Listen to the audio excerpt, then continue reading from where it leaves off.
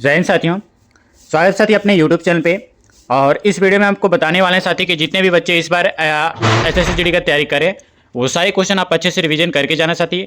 जो भी बच्चे का एग्जाम है तो वो सारे आप अच्छे से रिवीजन करके जाना। जो भी बच्चे को रिवीजन अच्छे तरीके से नहीं हुआ है बस एक पेड पीडीएफ आप ले लेना, ठीक है। ये पेड पीडीएफ ले लेना और एक बार पढ़ के जाना, ठीक है। ये दोस्तों पढ़ के जाइएगा तो कुछ ना कुछ यहाँ पे आपको बहुत ही ज़्यादा बेनिफिट मिलेगा साथी। तो आप ये पीडीएफ आप जरूर पढ़ के जाना, ठीक है। जो भी बच्चे का इस बार सिलेक्शन लेना चाहते हो वो अच्छे तरीके से करके जाना। इतना उम्मीद करते हैं साथी आपसे कि आप ये पेड पीडीएफ जरूर लेंगे, ठीक है। तो चलिए साथी वीडियो को काफ़ी देर न करते वीडियो को शुरू करते हैं। लेकिन इससे पहले बता दें साथी कि जो भी बच्चे इस वीडियो पे नए आए हो तो वीडियो को लाइक कर लेना। अगर आप चैनल पर नए हो तो चैनल को सब्सक्राइब करके साथ ही नोटिफिकेशन ऑल पे कर लेना, ताकि आने वाला ऐसे सिलेक्टेड क्वेश्चन सिलेक्शन बेस का सिलेक्टेड क्वेश्चन आपको टाइम टू टाइम मिलते रहेगी इस बार एसएससी जीडी से रिलेटेड, ठीक है। तो जो भी साथी को सिलेक्शन वाले बेच का पीडीएफ चाहिए तो ये दिए गए व्हाट्सएप पर मैसेज करके साथ ये पेड पीडीएफ आप जरूर लेना और एक बार पीडीएफ पढ़ के जाना साथी। एग्जाम से पहले गारंटी के साथ बताते हैं आपका 100% सिलेक्शन की ओर चल जाएगी, ठीक है। अच्छे से स्कोर मिलेगा साथी। बस ये पेड पीडीएफ आप रिवीजन करके जरूर जाना। तो चलिए साथी कंटिन्यू करते हैं साथी। बट इससे पहले बता दें कि इससे पहले वाले अगर आप प्रैक्टिस सेट नहीं किया तो जाकर कर लेना, ठीक है। साथ ही यहाँ पे देख सकते हैं कि निम्नलिखित में से किस पेशवा को जो है नाना साहेब के नाम से भी जाना जाता था? बाजीराव, बालाजी बाजीराव, या फिर साथी आपका बाजीराव, या फिर साथी आपका बालाजी विश्वनाथ, या फिर साथी आपका तात्या टोपे। बताने का प्रयास करेंगे साथी। राइट आंसर क्या हो जाएगा इस क्वेश्चन का? जो भी साथी बात किया जाए इस क्वेश्चन के राइट आंसर के बारे में तो अगर ऑप्शन नंबर ए सेलेक्ट किया तो बालाजी बाजीराव, तो ऑप्शन नंबर ए आपका बिल्कुल राइट आंसर हो जाएगा साथी। याद रखिएगा तो पेशवा जो कि आपका बालाजी बाजीराव को जो है नाना साहेब के नाम से भी जाना जाता है साथी। और याद रखिएगा तो कि बालाजी बाजीराव जो कि आपका मराठा साम्राज्य के जो कि आपका 8वें पेशवा जो कि आपका थे, ठीक है। याद रखिएगा। चलिए साथी अगले क्वेश्चन पर बढ़ते हैं।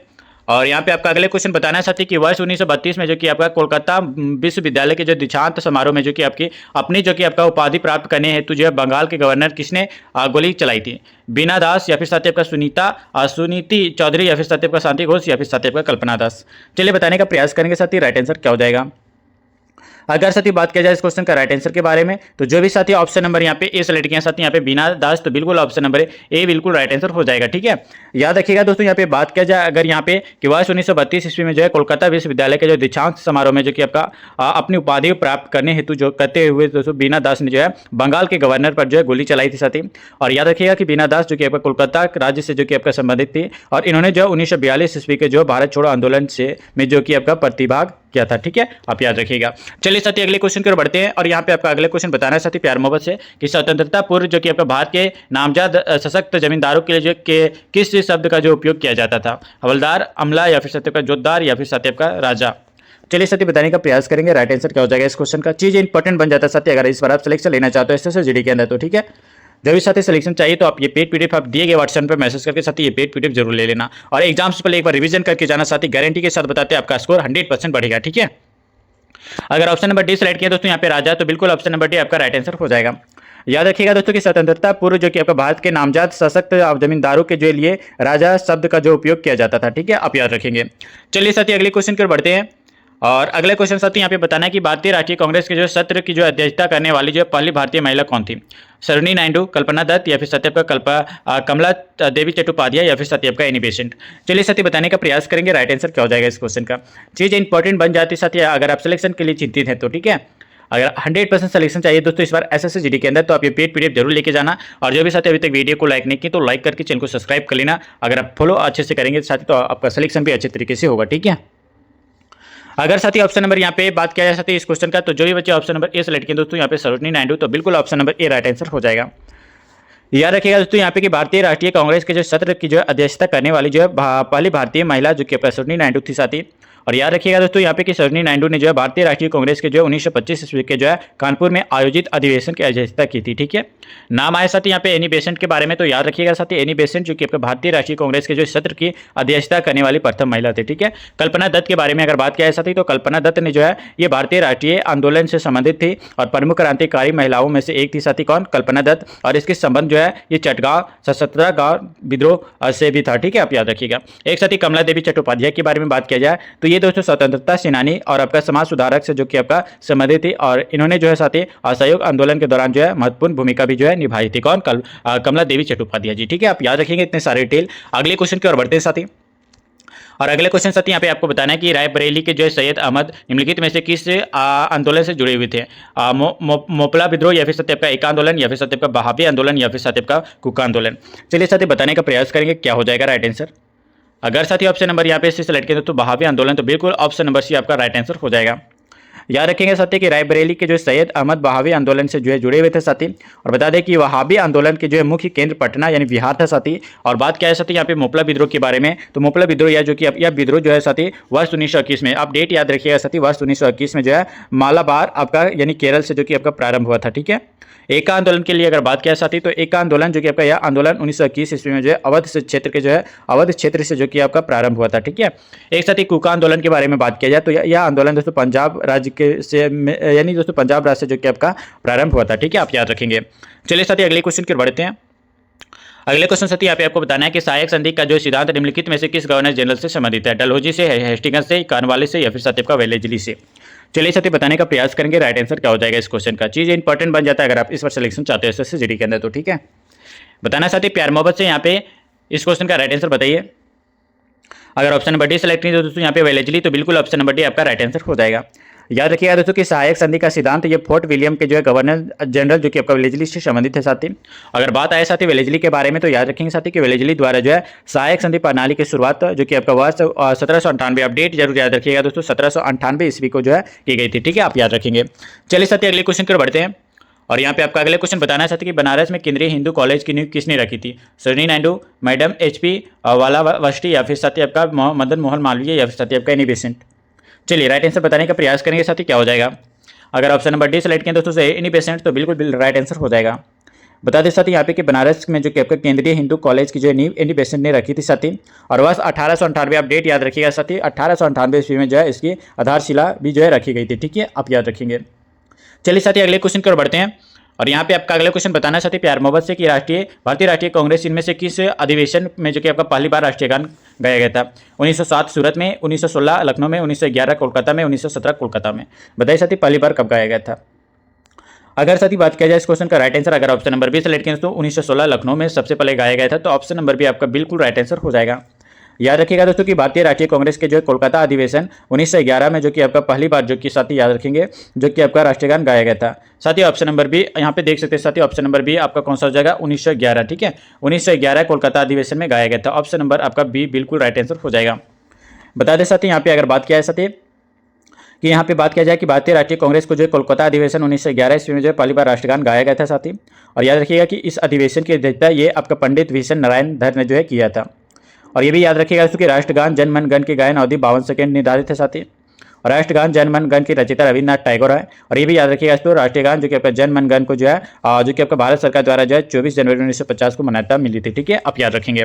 चलिए साथी अगले क्वेश्चन की ओर बढ़ते हैं। अगले क्वेश्चन आपको बताना है साथी प्यार मोहब्बत से कि भारतीय राष्ट्रीय कांग्रेस ने जो अपने किस वार्षिक अधिवेशन में जो पूर्ण स्वराज स्वतंत्रता जो कि आपका पूर्ण स्वतंत्रता की जो प्रतिबद्धता की जो है घोषणा किया। बताइए साथी 1911 कोलकाता अधिवेशन में, या फिर साथी आपका 1927 के मद्रास अधिवेशन में, 1929 में आपका लाहौर अधिवेशन में, या 1931 कराची अधिवेशन में। बताने का प्रयास करेंगे साथी राइट आंसर क्या हो जाएगा। चीज़ इंपॉर्टेंट बन जाता है अगर इस पर सिलेक्शन चाहते हो तो। साथी अगर ऑप्शन नंबर सी सेलेक्ट करें तो 1929 लाहौर अधिवेशन में, तो ऑप्शन नंबर सी आपका बिल्कुल राइट आंसर हो जाएगा। याद रखिएगा कि भारतीय राष्ट्रीय कांग्रेस ने जो है अपने वार्षिक अधिवेशन लाहौर वर्ष 1929 ईस्वी में जो है पूर्ण स्वराज यानी दोस्तों पूर्ण जो कि आपका स्वतंत्रता के जो है प्रतिबद्धता की जो है घोषणा की साथी। और इस अधिवेशन की अध्यक्षता ये पंडित जवाहरलाल नेहरू ने किया था। ठीक है, आप याद रखेंगे, इंपॉर्टेंट है साथी। अगले क्वेश्चन की ओर बढ़ते हैं। अगले क्वेश्चन साथी यहाँ पे आपको बताना है साथी कि सुभाष चंद्र बोस 1939 में जो है त्रिपुरी अधिवेशन में जो है गांधी जी के जो किस उम्मीदवार को जो हराकर पुनः भारतीय राष्ट्रीय कांग्रेस के अध्यक्ष चुने गए थे। बताइए साथी लाल बहादुर शास्त्री, पट्टाभी सीतारामैया, या फिर साथी आपका दोस्तों वल्लभ भाई पटेल, या फिर साथी आपका एस राधाकृष्णन जी। चलिए बताने का प्रयास करेंगे साथी राइट आंसर क्या हो जाएगा। चीज़ इंपॉर्टेंट बन जाता है साथी अगर सिलेक्शन चाहते हो इस बार तो एसएससी जीडी के अंदर, तो ठीक है। जो भी साथी को ये पेड पीडीएफ अभी तक ज्वाइन नहीं किए तो ये पीडीएफ एग्जाम से पहले आप एक बार रिवीजन करके जाना साथी। ये एग्जाम ये पीडीएफ आपको 100% एसएससी जीडी के अंदर सिलेक्शन दिलाएगी। ठीक है, पर जितने भी क्वेश्चन है बस आपको एक बार पढ़ के जाना साथी। ये सिलेक्शन पेज का सिलेक्टेड क्वेश्चन आपको सिलेक्शन तक लेके जाएगी। ठीक है, चलिए साथी बताइए इस क्वेश्चन का राइट आंसर। जो भी बच्चे अभी तक वीडियो को लाइक नहीं किए तो लाइक कर लेना। अगर आप चैनल पर नए हो तो चैनल को सब्सक्राइब करें साथी, नोटिफिकेशन ऑल पे कर लेना। ठीक है, ताकि आने वाला एसएससी जीडी रिलेटेड ऐसे सिलेक्टेड क्वेश्चन आपको टाइम टू टाइम मिलते रहेगी। चलिए साथी बताइए इस क्वेश्चन का राइट आंसर क्या हो जाएगा। अगर ऑप्शन नंबर बी सेलेक्ट करें दोस्तों पट्टाभी सीतारामैया, तो बिल्कुल ऑप्शन नंबर बी आपका राइट आंसर हो जाएगा। याद रखिएगा दोस्तों यहाँ पे कि सुभाष चंद्र बोस 1939 में जो कि आपका त्रिपुरी अधिवेशन में जो कि आपका गांधी जी के उम्मीदवार पट्टाभी सीतारामैया को जो हराकर पुनः जो कि आपका भारतीय राष्ट्रीय कांग्रेस के जो अध्यक्ष चुने गए थे। और याद रखिएगा दोस्तों कि त्रिपुरी नामक जो कि आपका स्थान जबलपुर मध्य प्रदेश में स्थित है। ठीक है, और ये भी याद रखिएगा दोस्तों कि सुभाष चंद्र बोस ने जो है अप्रैल 1939 में जो कि आपका अपने पद से जो कि आपका इस्तीफा दे दिया था साथी।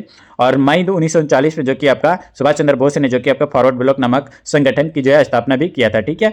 और एक पॉइंट ये भी याद रखिएगा दोस्तों कि सुभाष चंद्र बोस के जो है इस्तीफे के पश्चात जो है ये डॉक्टर राजेंद्र प्रसाद को जो है भारतीय राष्ट्रीय कांग्रेस का अध्यक्ष चुना गया था, ठीक है, आप याद रखेंगे। चलिए साथी अगले क्वेश्चन की बढ़ते हैं। और यहाँ पे साथी आपका अगले क्वेश्चन बताना साथी प्यार मोहब्बत से कि 15 अगस्त 1947 को जो भारतीय राष्ट्रीय कांग्रेस के अध्यक्ष कौन थे? सरदार वल्लभ भाई पटेल या जेबी कृपलानी या फिर साथी आपका यहाँ पे पंडित जवाहरलाल नेहरू या फिर साथी डॉक्टर राजेंद्र प्रसाद। बताने का प्रयास करेंगे साथी, राइट आंसर क्या हो जाएगा। अगर साथी ऑप्शन नंबर यहाँ पे बात किया जाए बी के बारे में जेबी कृपलानी, तो बिल्कुल ऑप्शन नंबर आपका बी राइट आंसर हो जाएगा, ठीक है। याद रखेंगे साथी कि 15 अगस्त 1947 को जो है भारतीय राष्ट्रीय कांग्रेस के अध्यक्ष जेबी कृपलानी थे, ठीक है। आगे आते हैं साथी अगले क्वेश्चन की ओर बढ़ते हैं। और यहाँ पे आपका अगले क्वेश्चन बताना है साथी प्यार मोहब्बत से कि जब स्वामी विवेकानंद ने जो धर्म संसद महासभा ने जो में भाग लिया था तो कब लिया था साथी? 1889 में, 1890, 1893 या फिर साथी आपका 1900 में। चलिए साथी बताने का प्रयास करेंगे। अगर साथी बात किया जाए इस क्वेश्चन के बारे में तो जो भी साथी ऑप्शन नंबर सी सेलेक्ट किया वर्ष 1893, तो ऑप्शन नंबर सी आपका बिल्कुल राइट आंसर हो जाएगा। याद रखिएगा दोस्तों कि स्वामी विवेकानंद जो है धर्म संसद महासभा में जो है भाग लिया था साथी। और बता दें कि धर्म संसद महासभा का जो उद्घाटन ये 11 सितंबर 1893 ईस्वी को जो है अमेरिका के जो शिकागो शहर में हुआ था, ठीक है। आप याद रखिएगा दोस्तों कि धर्म संसद जिसको हम लोग महासभा कहते हैं, ठीक है, उसमें स्वामी विवेकानंद ने जो है अपने जो कि आपका भाषण की शुरुआत ये मेरे अमेरिकी भाइयों और बहनों ने से आपका शुरुआत किया था, ठीक है। आगे आते हैं साथ ही अगले क्वेश्चन की ओर बढ़ते हैं। यहाँ पे आपको बताना चाहते कि लेन लिथगो द्वारा जो अगस्त प्रस्ताव में किस निम्न में से किस जो कि आपका वर्ष लाया गया था? 1939 में, 1940, 42 या फिर साथ ही 1946 में। बताने का प्रयास करेंगे साथ ही राइट आंसर क्या हो जाएगा। इस क्वेश्चन का चीज इंपॉर्टेंट बन जाता है अगर इस बार सिलेक्शन लेना चाहते हो SSC के अंदर, तो ठीक है। चलिए बताइए साथी, अगर ऑप्शन नंबर यहाँ पे 20 सेलेक्ट करेंगे तो यहाँ पे 1940, तो बिल्कुल ऑप्शन नंबर भी आपका राइट आंसर हो जाएगा। याद रखेंगे साथी यहाँ पे कि लेन लिथगो द्वारा जो अगस्त प्रस्ताव वर्ष 1940 ईस्वी में लाया गया था साथी। और अगस्त प्रस्ताव की जो है घोषणा ये 8 अगस्त 1940 को जो है ईस्वी को हुआ था, ठीक है। और बात क्या है साथी यहाँ पे क्रिस्ट मिशन के बारे में। क्रिस्ट मिशन 1942 ईस्वी में जो कि आपका भारत आया साथी। और कैबिनेट मिशन जो कि आपका मार्च 1946 ईस्वी में भारत आया था, ठीक है। आप इतना पॉइंट याद रखेंगे। चलिए साथी अगले क्वेश्चन की ओर बढ़ते हैं। अगले क्वेश्चन साथी यहाँ पे आपको बताना है कि बंगाल में दोहरे शासन की नीति किसने लागू किया था? बताइए साथी कि बंगाल में दोहरे शासन की नीति किसने लागू किया था? रॉबर्ट क्लाइव ने, डलहौजी, कॉर्नवालिस या फिर साथी आपका वारेन हेस्टिंग्स। चलिए बताने का प्रयास करेंगे, जल्द आंसर करेंगे साथी अगर पता होगा तो। अगर ऑप्शन नंबर ए सेलेक्ट करें दोस्तों रॉबर्ट क्लाइव, तो बिल्कुल ऑप्शन नंबर ए आपका बिल्कुल सटीक आंसर हो जाएगा। याद रखिएगा दोस्तों यहाँ पे कि बंगाल के दोहरे शासन की नीति रॉबर्ट क्लाइव ने लागू किया था साथी। और बंगाल के दोहरे शासन की नीति वर्ष 1765 में, कब साथी? याद रखेंगे 1765 ईस्वी में जो कि आपका लागू हुई थी, ठीक है। चलिए आगे आते हैं साथ ही अगले क्वेश्चन की ओर बढ़ते हैं। यहाँ पे आपका अगला क्वेश्चन बताना चाहते हैं कि व्यापकगत का जो सिद्धांत ये किस गवर्नर जनरल द्वारा जो किया गया था? कॉर्नवालिस, डलहौजी, वेलेस्ली या फिर साथी आपका एल्गिन। चलिए बताइए साथी राइट आंसर क्या हो जाएगा। इंपॉर्टेंट है आपके एग्जाम्स के लिए साथी। बताइए जो भी बच्चे SSC GD में सिलेक्शन लेना चाहते हो इस बार, तो ये दिए गए PDF से आप ये पेड PDF से आप रिवीजन करके साथी आप सिलेक्शन ले सकते हो। जो भी साथी को सिलेक्शन के लिए चिंतित है तो आप ये पेड PDF जरूर ले लेना साथी। ये मिनिमम प्राइस में आपको दिया जा रहा है जो आपको 100% सिलेक्शन तक लेके जाएगी। ये सिलेक्शन बीच का सिलेक्टेड क्वेश्चन साथी आपको सिलेक्शन तक लेके जाएगी, ठीक है। चलिए साथी बताइए इस क्वेश्चन का राइट आंसर क्या हो जाएगा। 105 का राइट आंसर क्विक आंसर करेंगे साथी। अगर ऑप्शन नंबर भी सेलेक्ट किया यहाँ पे साथी डलहौजी, तो ऑप्शन नंबर भी आपका बिल्कुल राइट आंसर हो जाएगा। याद रखेंगे साथी कि व्यापक का सिद्धांत जो है आपका तत्कालीन भारत के जो है गवर्नर जनरल जो कि आपका डलहौजी द्वारा जो है लागू किया गया था साथी। और याद रखिएगा साथी व्यापक के सिद्धांत को जो है हड़प नीति भी जो है कहा जाता है, ठीक है। और याद रखिएगा तो कि व्यापक सिद्धांत के जो अंतर्गत ये आपका सर्वप्रथम जो कि आपका 17 राज्य के का जो वर्ष जो याद रखिएगा 1848 ईस्वी में जो कि आपका ब्रिटिश साम्राज्य में जो है विलय हुआ था, ठीक है। आप इतना याद रखेंगे इस क्वेश्चन से रिलेटेड। चलिए साथी अगले क्वेश्चन की ओर बढ़ते हैं। बताना चाहते हैं यहाँ पे प्यार मोहब्बत से कि स्वराज मेरा जन्मसिद्ध अधिकार है और मैं इसे लेकर रहूंगा, यह प्रसिद्ध कथन किसका है? सरदार भगत सिंह, सरदार वल्लभ भाई पटेल, बाल गंगाधर तिलक या फिर साथी आपका महात्मा गांधी। चलिए साथी बताने का प्रयास करेंगे साथी राइट आंसर क्या हो जाएगा। एक एक क्वेश्चन आपके लिए मोस्ट इंपॉर्टेंट है। अगर ऑप्शन नंबर यहाँ पे बात किया जाए सी का, तो बिल्कुल राइट आंसर हो जाएगा साथी बाल गंगाधर तिलक। ऑप्शन नंबर सी आपका बिल्कुल राइट आंसर हो जाएगा। याद रखेंगे साथी यहाँ पे बता दिया जाए कि स्वराज मेरा जन्मसिद्ध अधिकार है साथी और मैं इसे लेकर रहूंगा, यह प्रसिद्ध कथन ये बाल गंगाधर तिलक का है साथी। और बता दें महात्मा गांधी जी के बारे में अगर बात आया साथी, तो महात्मा गांधी ने जो है वर्ष 1942 ईस्वी में जो है भारत छोड़ो आंदोलन के दौरान जो है भारत छोड़ो का नारा दिया था, ठीक है। सरदार वल्लभ भाई पटेल के बारे में अगर बात किया साथी, यहाँ पे सरदार वल्लभ भाई पटेल के बारे में अगर बात किया यहाँ पे देख सकते हैं सरदार भगत सिंह के बारे में अगर बात किया साथी, तो याद रखिएगा दोस्तों इसने जो इंकलाब जिंदाबाद का नारा दिया था, ठीक है। आप याद रखेंगे। चलिए साथी अगले क्वेश्चन की ओर बढ़ते हैं। अगले क्वेश्चन बताना चाहते हैं कि काकोरी कांड में जो कौन सा क्रांतिकारी समूह शामिल था?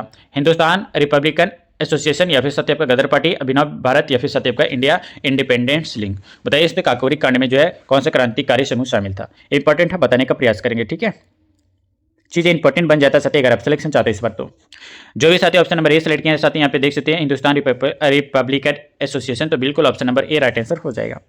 याद रखेंगे दोस्तों यहाँ पे कि काकोरी कांड में जो कि आपका हिंदुस्तान रिपब्लिकेशन जो कि आपका एसोसिएशन समूह जो कि आपका शामिल था साथी। और ये एक पॉइंट ये भी याद रखिएगा कि काकोरी कांड की जो है घटना ये 9 अगस्त 1925 ईस्वी को जो है घटित हुआ था। ठीक है, आप याद रखेंगे।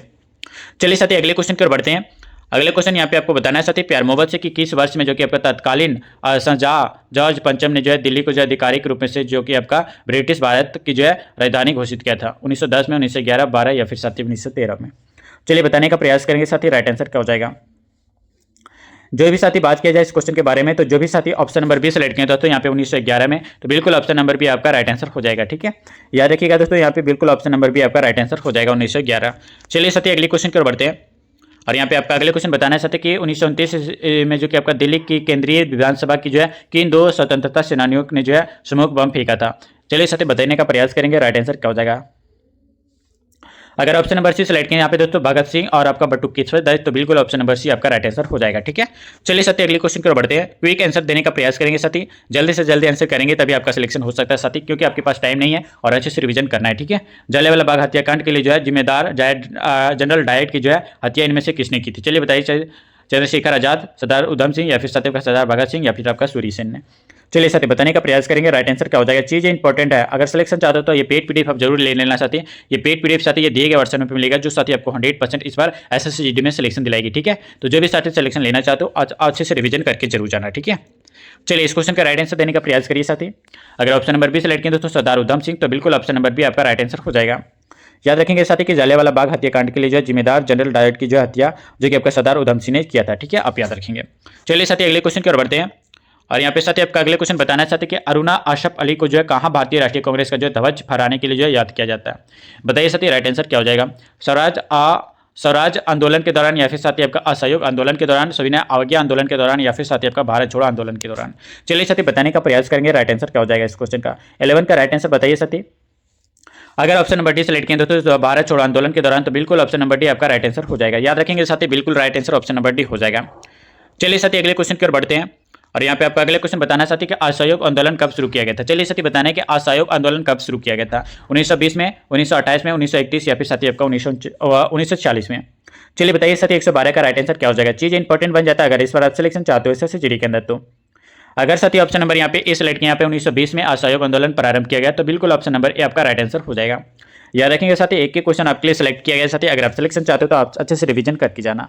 बता दिया जाए साथी अगले क्वेश्चन की ओर बढ़ते हैं। अगले क्वेश्चन यहाँ पे आपको बताना है साथी प्यार मोहब्बत से निम्नलिखित में से ब्रिटिश की जो है ग्रीष्मकालीन राजधानी क्या थी। डलहौजी, ऊटी, शिमला या फिर साथी आपका दार्जिलिंग। चलिए बताने का प्रयास करेंगे साथी राइट आंसर क्या हो जाएगा। 113 का राइट आंसर बताने का प्रयास करेंगे। ऐसे ऐसे क्वेश्चन आपके एग्जाम में देखने को मिलता है। ठीक है, अगर साथी ऑप्शन नंबर यहाँ पे सी सेलेक्ट किया पे दोस्तों, तो बिल्कुल शिमला आपका बिल्कुल राइट आंसर हो जाएगा। Option number C will be correct answer. याद रखेंगे साथी यहाँ पे कि ब्रिटिश की जो ग्रीष्मकालीन राजधानी शिमला थी साथी।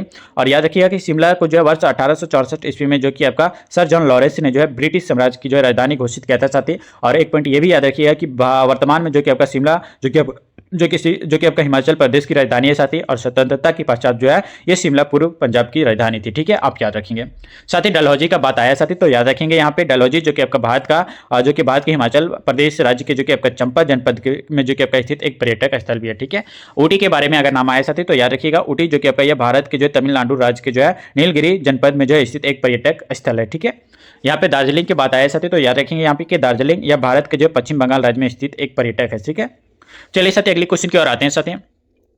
अगले क्वेश्चन यहाँ पे आपको बताना चाहते कि किस शताब्दी में जो है किस शताब्दी से भारत में आधुनिक काल की जो शुरुआत मानी जाती है। 16वीं शताब्दी या फिर आपकी 17वीं शताब्दी, 18वीं या फिर साथी आपका 19वीं शताब्दी। बताने का प्रयास करेंगे साथी राइट आंसर क्या हो जाएगा इस क्वेश्चन का। चीजें इंपॉर्टेंट बन जाता है अगर सिलेक्शन चाहते हो एसएससी के अंदर। तो ठीक है, अगर साथी ऑप्शन नंबर यहाँ पे सेलेक्ट किया तो 18वीं शताब्दी, तो बिल्कुल option number C right answer हो जाएगा आपका। याद रखेंगे साथी कि 18वीं शताब्दी से जो कि आपका भारत में आधुनिक काल की जो शुरुआत मानी जाती है साथी। और इसका प्रमुख कारण दोस्तों यह था कि 18वीं शताब्दी में जो कि आपका यूरोपीय शक्तियों द्वारा जो है भारत में जो कि आपका राजनीतिक सत्ता हासिल करने में जो कि आपका कामयाब होने लगी थी। ठीक है, आप याद रखिएगा। चलिए साथी अगले क्वेश्चन की ओर बढ़ते हैं। और यहाँ पे साथी आपका अगले क्वेश्चन बताना है कि विक्टोरिया टर्मिनल, जिसे अब छत्रपति शिवाजी टर्मिनल कहा जाता है साथी, उसका निर्माण किस वर्ष में किया गया था। चलिए साथी बताने का प्रयास करेंगे राइट आंसर। साथ ही बात किया जाए, जो भी बच्चे अभी तक वीडियो को लाइक नहीं किए तो लाइक कर लेना। अगर आप चैनल पर नए हो तो चैनल को सब्सक्राइब कर लेना। अगर इस बार सिलेक्शन लेना चाहते हो एसएससी जीडी का, ये सिलेक्शन पेज का सिलेक्टेड क्वेश्चन चाहिए तो ये दिए गए पीडीएफ से दोस्तों, ये दिए गए व्हाट्सएप पे मैसेज करके ये पेड पीडीएफ ले लेना। ये पेड पीडीएफ साथ ही आपको सिलेक्शन तक लेके जाएगी इस बार एसएससी जीडी के अंदर, ठीक है। तो चलिए साथी बताइए इस क्वेश्चन का राइट आंसर क्या हो जाएगा। अगर ऑप्शन नंबर सी सेलेक्ट करें तो 1888, तो बिल्कुल ऑप्शन नंबर आपका सी राइट आंसर हो जाएगा। याद रखिएगा दोस्तों, यहाँ पे विक्टोरिया टर्मिनल, जिसे अब छत्रपति शिवाजी टर्मिनल कहा जाता है, साथ ही इसका निर्माण 1888 में किया गया था। और याद रखिएगा दोस्तों यहाँ पे कि विक्टोरिया टर्मिनल को जो है वर्ष 2018 में जो है यूनेस्को की जो है विश्व धरोहर विरासत स्थल सूची में जो कि आपका शामिल किया गया था, ठीक है। और याद रखिएगा दोस्तों कि विक्टोरिया टर्मिनल मुंबई जो कि आपका महाराष्ट्र में राज्य में स्थित है, ठीक है। आप याद रखिएगा दोस्तों। वीडियो कैसा लगा आप हमें कमेंट में बताना। और दोस्तों बता दें कि यहाँ पे आप 25 में आप कितने आंसर कर पाएं, साथ ही आप ये भी क्वेश्चन आप बताना कि कितने आंसर कर पाएं, आप कमेंट में जरूर बताना, ठीक है, ताकि आपका अच्छे से पता चल सके साथ ही कि आपका सिलेक्शन किस तरीके से और किस लाइन पे जा रहा है, ठीक है। तो चलिए साथी, अगर वीडियो अच्छा लगा तो वीडियो को लाइक कर लेना। अगर आप चैनल पर नए हो तो चैनल को सब्सक्राइब कर लेना, क्योंकि दोस्तों इस बार एसएससी जीडी में 100% सिलेक्शन दिलाएगी साथी एसएससी जीडी के अंदर, ठीक है। तो आप ये दिए गए व्हाट्सएप पे या बस आप ये पेड पीडीएफ ले लेना और एग्जाम से पहले एक बार रिवीजन करके जाना साथी। गारंटी के साथ बताते हैं आपका सिलेक्शन 100% होगा इस बार एसएससी जीडी के अंदर, ठीक है। तो चलिए साथी, मिलते हैं फिर किसी नेक्स्ट वीडियो में नेक्स्ट प्रैक्टिस सेट के साथ। तब तक के लिए साथी जय हिंद, वंदे मातरम।